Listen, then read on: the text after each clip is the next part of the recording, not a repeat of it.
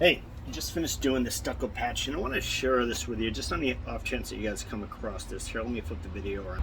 All right, so here we have what was not too long ago a big gaping hole. What this is stairs, exterior stairs are often unfinished where they meet the wall. So this was actually the original door of the house. Let me see if I can scroll out a little bit for you guys. This is the original door. A new door was put in over here. New stairs were put in here. The old stairs were here. Have this gas line. We installed this gas line going up to a fire pit. This other gas line coming over here to the grill. Decided actually, you know what? I'm going to remove these stairs. The problem with that is when you remove the stairs, as I knew what I was getting into, is there's going to be a cavity going into the house. So the stairs coming into front of your house, going into the back of your house, expect that these would actually have a cavity going in, that it would be unfinished. For some reason, they wouldn't even take junk bricks. In this case, it's a brick house. They wouldn't even have taken junk bricks to actually kind of really complete it.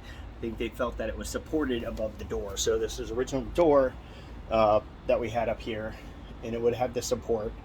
Really not a whole lot of support actually going into the house, but I've never seen a house actually fail in this area.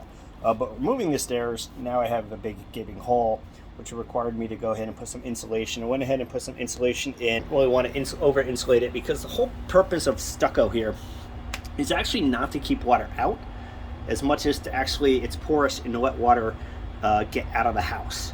And that's one of the problems I'm going to have. You can see actually this is actually going to end up being covered up by a storage unit, so it's not a huge problem. But if I want to go ahead and paint this stucco, and it's actually already been painted over here on this side hasn't, but if we paint it, then it makes it waterproof, and it kind of negates the value of the stucco, and that's to let moisture that gets in the house out of the house. It is going to keep like rainwater from getting in the house, and it'll shed a lot of the rainwater, but also it allows the moisture out. Once we put that paint on it, it's going to give it a vapor barrier. It's going to actually kind of lose some of the value of stucco. Stucco is not really the most incredible material out there, but I probably will end up painting this just because it does look god awful. I'm not exactly skilled at doing this. In fact, my mason was laughing at me because I sent him a picture telling him, like, why is this so hard? I can't get it to stick.